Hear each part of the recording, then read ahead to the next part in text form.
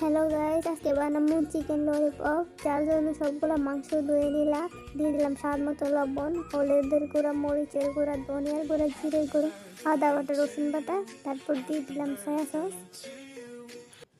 আর একটু soya sauce দিয়ে দিলাম। তারপর দিয়ে দিলাম টমেটো সস।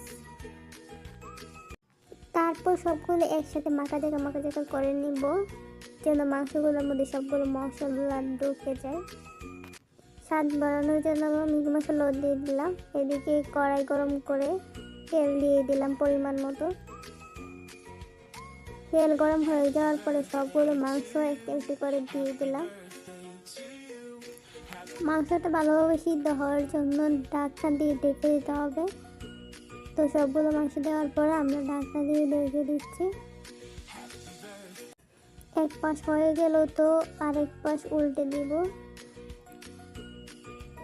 এপাশ ওপাশ ভালো মতো ভেজে নিতে হবে।